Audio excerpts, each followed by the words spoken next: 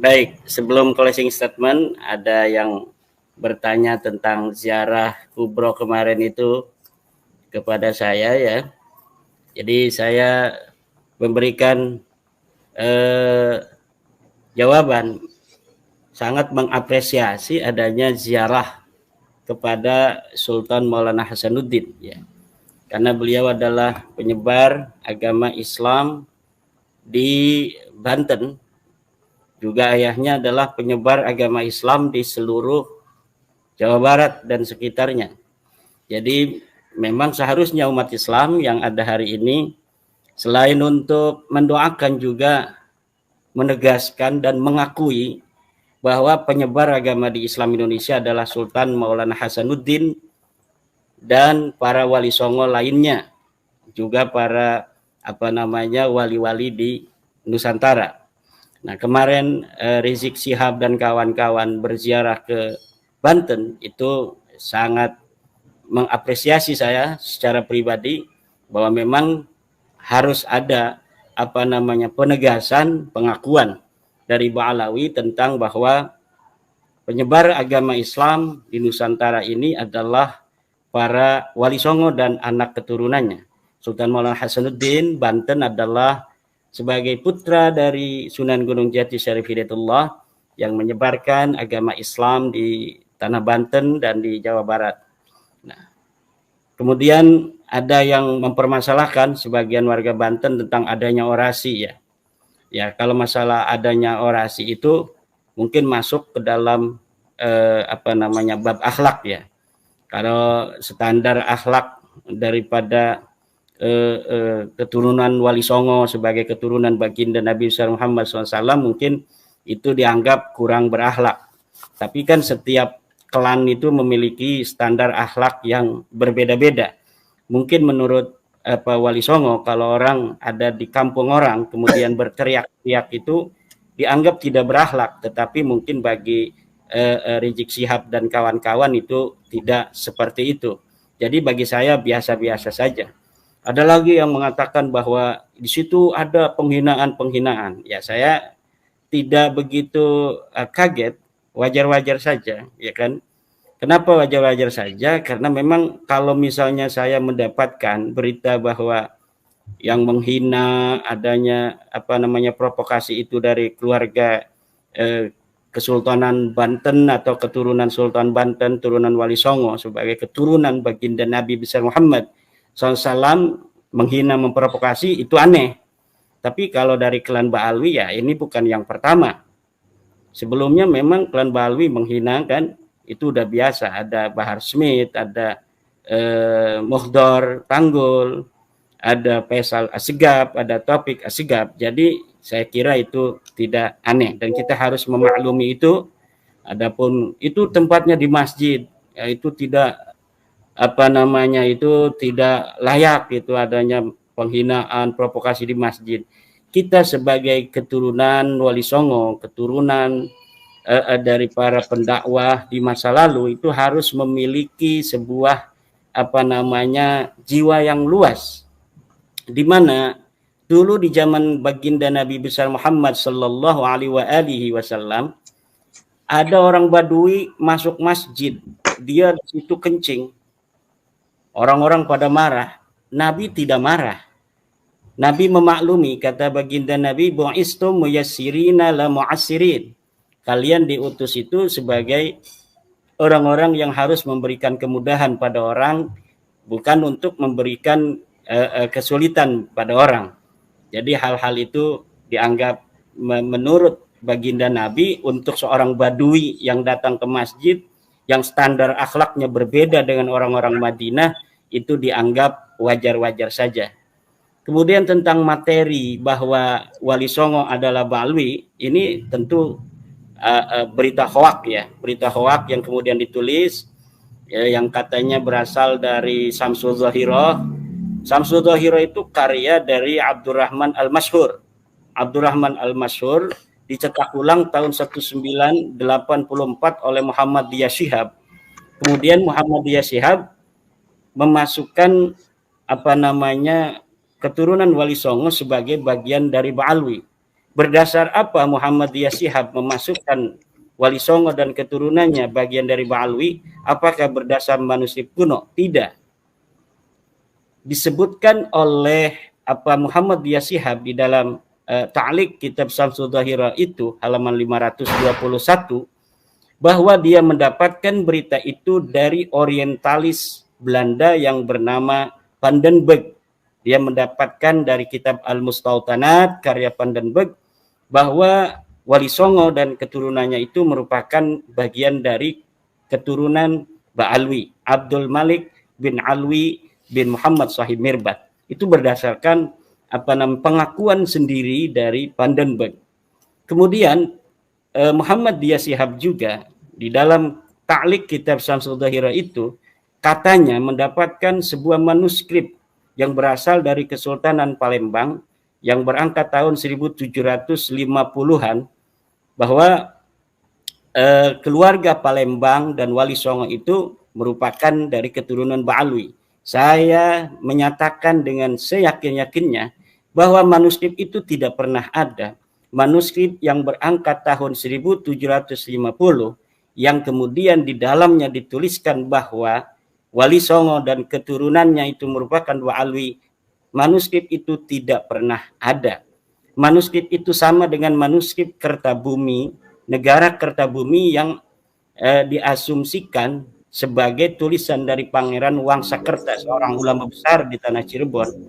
Tetapi kemudian setelah naskah ini diteliti oleh filolog dari Universitas Indonesia, manuskrip yang di dalamnya ada nama Ubaidillah itu yang diberi angka tahun 1677 ternyata manuskrip palsu menurut para filolog. Setelah diperiksa kertasnya itu adalah kertas yang diproduksi pada tahun 1960.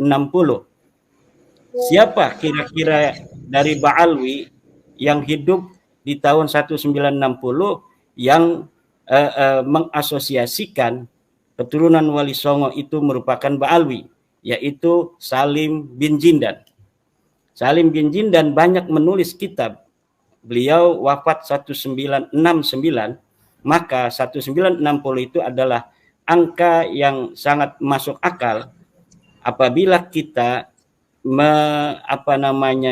mencurigai ada keterikatan antara manuskrip palsu yang ditemukan di Cirebon itu dengan kitab-kitab Salim bin Jindan yang pada tahun 1960 itu beliau sudah menulis nasab Ba'alwi nasab Wali Songo disambungkan kepada Ba'alwi.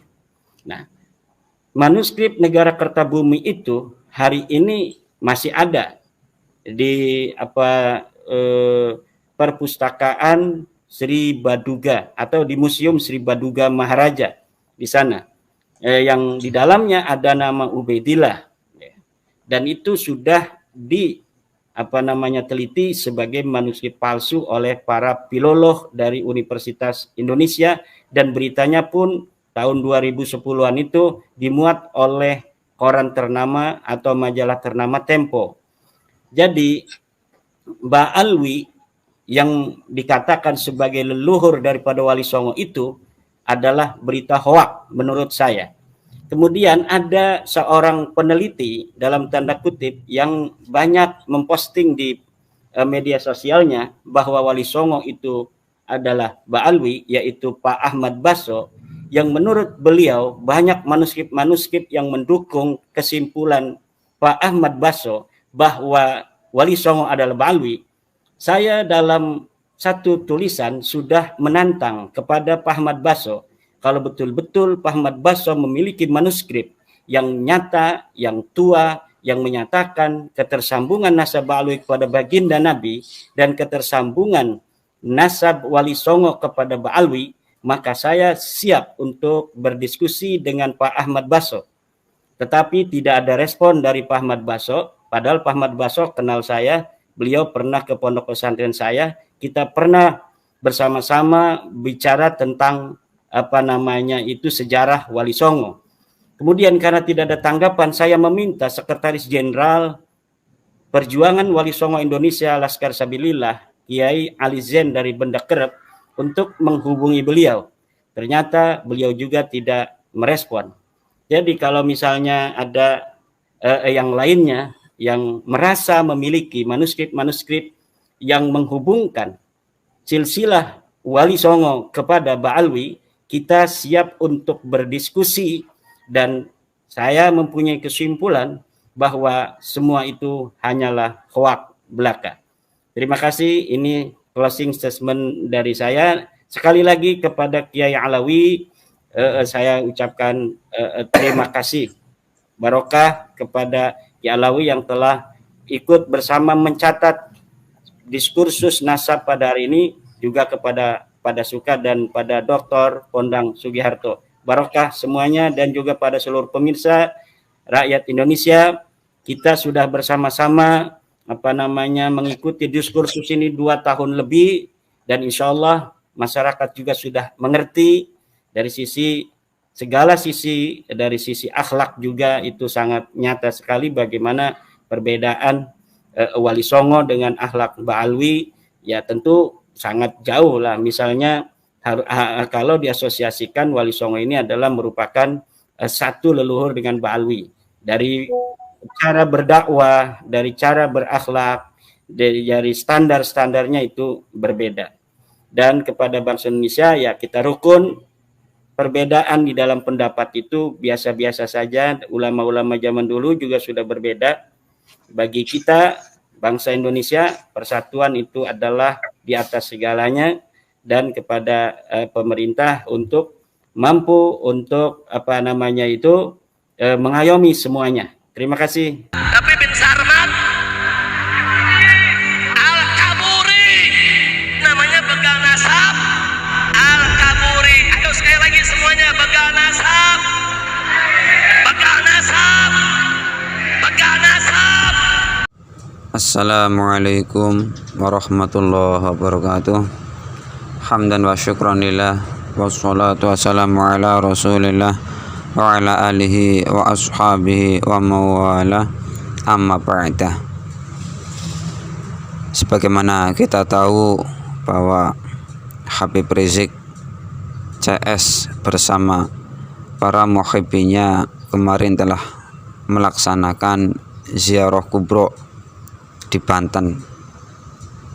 Dalam ziarah tersebut ternyata ada orasi dari Habib Rizik Syihab, yang mana dalam orasi tersebut Habib Rizik Syihab mengandung ujaran provokasi dan cacian, terutama yang ditujukan kepada Kiai Haji Imaduddin Usman Al-Bantani, yang dianggap oleh mereka sebagai pembegal nasab, sehingga menjuluki Kiai Haji Imaduddin Usman Al-Bantani dengan lakob Al-Kaburi.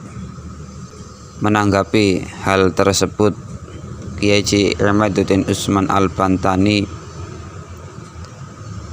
menanggapinya dengan santai, dengan luar biasa, penuh hikmah, penuh kebijaksanaan. Di antara poin yang telah disampaikan oleh Kiai Haji Imaduddin Usman Al-Bantani, yaitu dengan adanya ziarah kubroh yang dilakukan oleh Habib Rizik Syihab ini justru malah menjadi pengakuan bahwa yang menyebarkan agama Islam di tanah Jawa dan Nusantara adalah para Wali Songo. Dari ziarahnya mereka menunjukkan pembuktian bahwa mereka mengakui bahwa Wali Songo lah yang menyebarkan agama Islam di tanah Jawa dan Nusantara. Ini sudah sangat bagus mereka mau mengakuinya. Kemudian yang kedua, berkaitan dengan orasi yang disampaikan oleh Habib Rizik Syihab berkaitan dengan hal tersebut, orasi yang berisi tentang provokasi dan cacian terutama kepada Kiai Haji Imaduddin Usman Al-Bantani dijawab dengan santainya oleh beliau Kiai Haji Imaduddin Usman Al-Bantani, kalau memang hal itu dilakukan oleh Habib Rizik Syihab beserta para muhibbinya melakukan ujaran provokasi, ujaran cacian, itu sudah tidak heran lagi, karena itu adalah hal yang sudah biasa mereka lakukan. Ini tanggapan yang sangat luar biasa, sangat menohok, santai tapi sangat mengena ke dalam hati.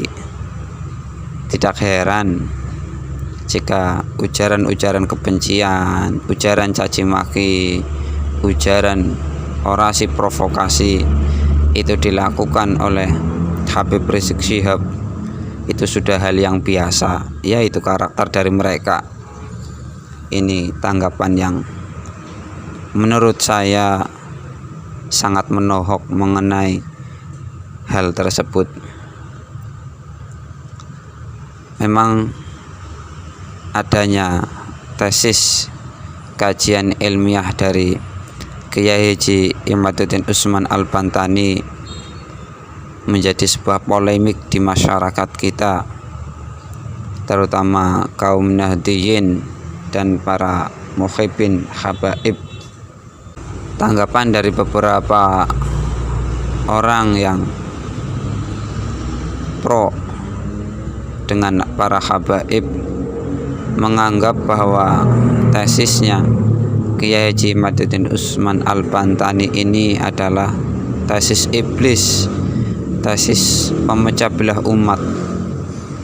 Itu tanggapan yang sangat tidak ilmiah, apalagi jika ucapan-ucapan seperti itu disampaikan oleh orang-orang yang telah memiliki gelar Buya, Ustadz, Kiai, dan sebagainya.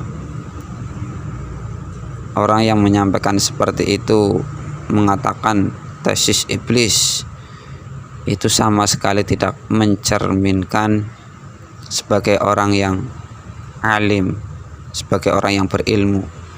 Itu seperti ucapannya para preman-preman. Preman juga bisa bilang seperti itu. Orang bodoh, orang awam, orang tidak berilmu, ya jawabannya seperti itu. Tapi jika sudah punya gelar Buya, Ustadz, Kiai, sampai berkata seperti itu, ya sama sekali tidak mencerminkan sebagai orang yang berilmu.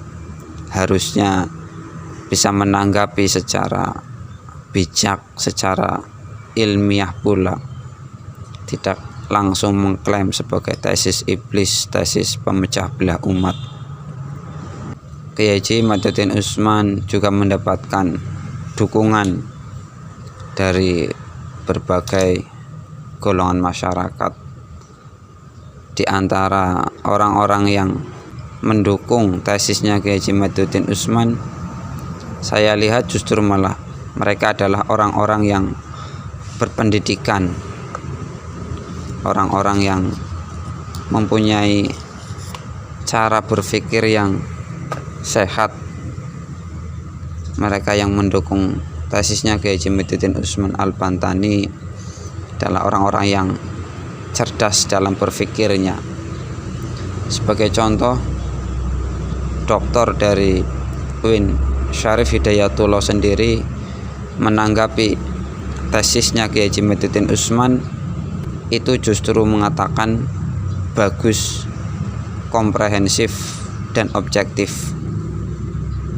Sangat bagus kajian seperti itu dilakukan untuk benar-benar memurnikan keturunan baginda Nabi sallallahu alaihi wasallam.